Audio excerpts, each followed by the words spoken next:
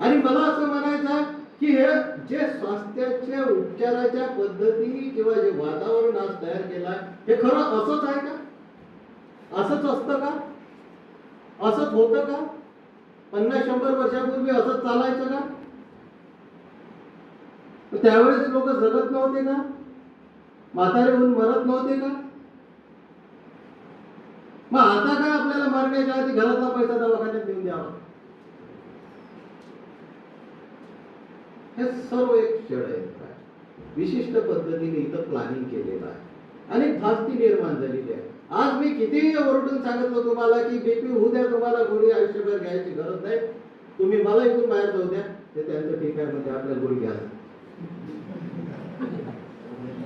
आता मला एक सांगा, 50 वर्षापूर्वी बीपीच्या गोळ्या तुमच्या मेडिकल मध्ये भेटत होत्या, मग तेव्हा लोकांना बीपी होत नव्हते, कसे जगत होते? तेव्हा डायबिटीस होत नव्हता, कसे जगत होते? तेव्हाही डायबिटीस होत होता, तेव्हाही बीपी होत होता, त्याचं प्रमाण कमी होतं, औषधी वेगळ्या होत्या, उपचाराच्या पद्धती वेगळ्या होत्या, व्यवस्था वेगळी होती, लूटमारीची व्यवस्था. मी शास्त्राला दोष देत नाही, शास्त्र अतिशय अचूक आहे. वाहनाचा दोष नाही, वाहन चालवणाऱ्याचा दोष. शास्त्र कधीच चुकीचं ठरू शकत नाही, सर्व बरोबर. तिथं काम करणारं माइंड ते व्यवस्था निर्माण केली, म्हणून आज हे होतं. आज तुम्ही आम्ही अडचणीत आलेलो आहोत. 25व्या वर्षापासून हार्ट अटॅक येतो आहे. 50व्या वर्षानंतर तुमची माझी स्वतःला आपल्याला गॅरंटी नाही उद्याचा दिवस माझा राहील की नाही राहील. आणि भीती जमा होऊन राहील डोक्यात. या भीतीनं नवीन बिमाऱ्या जन्माला येऊन राहील. थायरॉइड नावाची बिमारी, कधी मला आठवत नाही, माझं 25व्या वर्षापर्यंत वय होईपर्यंत थायरॉइड शब्द ऐकला होता. ऍसिडिटी हा शब्द आम्ही बऱ्याच वर्षापर्यंत ऐकला होता. आज 8वी-9व्या वर्गातलं पोरगे म्हणते अरे काय खाणं रे, काय आज मला ऍसिडिटी आहे. हे ऍसिडिटी एवढ्या लहानपणापासून काय चुकतं? आधी इथं सिस्टीम तयार केली की तुमचं स्वास्थ्य अडचणीत यावं, आणि नंतर औषधं आली, नंतर दवाखाने, आणि मग एक एक कन्सेप्ट बदलत गेली. आज मी स्वतः 140 बीपी हा नॉर्मल समजतो. आज तुम्ही 140 बीपी घेऊन इथल्या कोणत्याही डॉक्टरकडे जा, तुम्हाला आजपासून न चुकता मरेपर्यंत गोळी घ्यावी लागते असं ते सांगतात.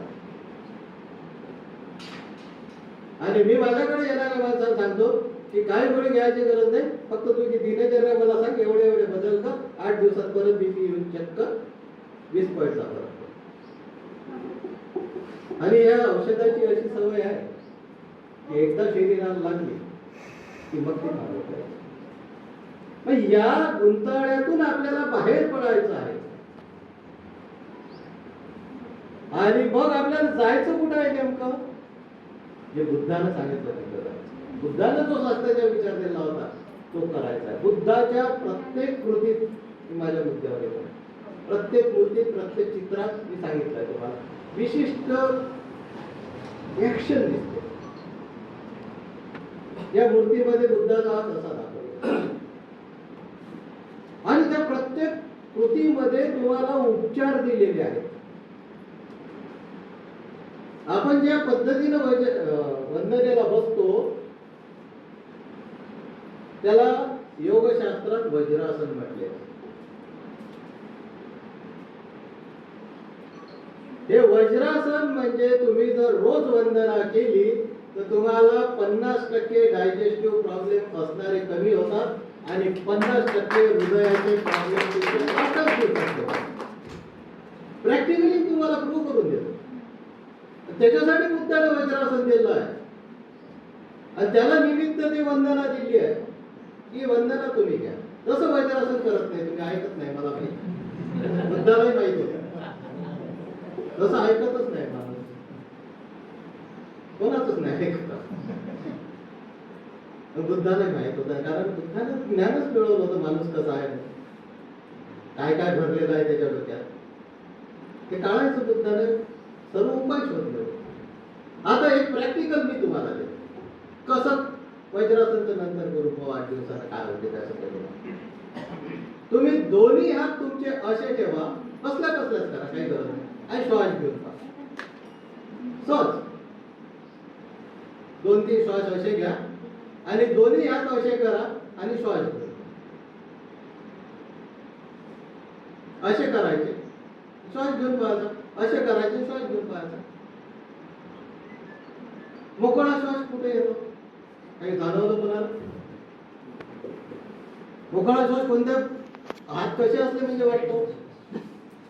असे करेक्ट. आला तुम्हाला अनुभव? आला सर? असे बर. मी याच्या आधी सांगितलं होतं तुम्हाला?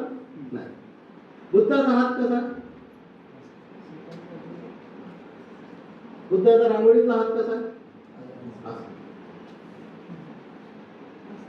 ऑक्सिजन जर भरपूर शरीराला पाहिजे असं तर श्वास घेण्यासाठी असे हात करून बसा बुद्ध पद्मासनात. आणि ऑक्सिजन जर कमी पडला तर बॉडीमध्ये कार्बन डायऑक्साईडचं प्रमाण वाढतं. त्यानं सर्वात पहिले आधीचं काही होत असत तर आळस. मग तो कार्बन डायऑक्साईड वायू जर रक्तात पोहोचला तर रक्त ऍसिडिक होतं.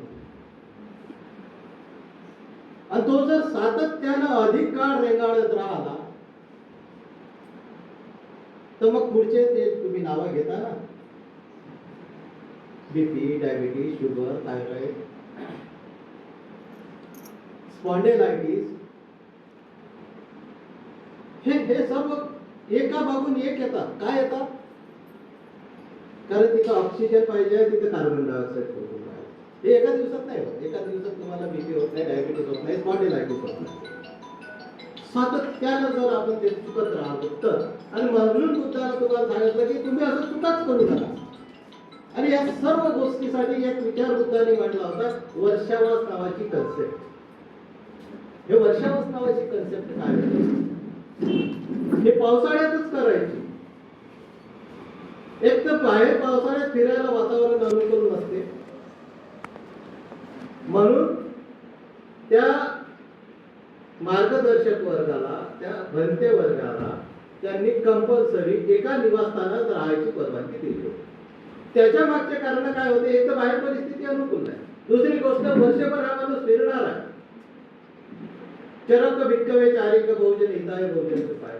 म्हणजे भगवान बुद्ध इकडून त्याला सांगते तुला थांबायचं नाही, फिरायचं आहे समाजाच्या कल्याणासाठी.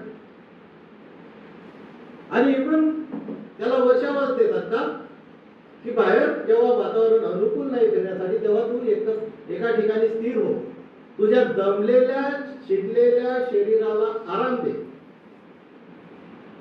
आणि तिथं उपवास कर. आणि हा उपवास सर्वात मोठा औषध. आपलं बिघडते कुठं? कारण आपल्याला माहीतच नाही. आपण बुद्धाला त्या अँगलला कधी पाहतच नाही. तो अँगल मला समाजात समोर आला. माणसं बिघडून राहिलं म्हणून दवाखाना. मी जर बुद्धाला खऱ्या अर्थानं जर अभ्यासलं तर माझं बिघडणारच नाही की दवाखान्यात जायचं कामच येणार नाही, तर घरचा पैसा सुरक्षित राहील, पोरीचं लग्न, पोरांची शिक्षण होती आणि त्याच्यातून शिल्लक राहिला पैसा तो अशा ठिकाणी दान करू, चळवळी वाटत. दवाखान्यात गेला तर दवाखाना वाढत, बिहार तिथं राहत. म्हणून मी याला सामाजिक चळवळीची जोड देतो. ही याच्या सामाजिक चळवळ आहे, आर्थिक चळवळ आहे. आता बिघडलं कुठं आपलं? का बिघडतं? सर्वात पहिले आपण आपल्या दिनचर्येचा विचार करणं सोडून दिले. सर्वात जास्त बिमाऱ्या जर तुम्हाला आज कोणत्या होत असेल, ज्या कारणासाठी तुम्ही दवाखान्यात जाता, त्या कॉमन होणाऱ्या बिमारीसाठी सर्वात महत्वाची आपली एक वाईट सवय आहे, ते म्हणजे खाण्याची पद्धत. आपल्याला माहीतच नाही काय खायचं, कसं खायचं. आपल्याला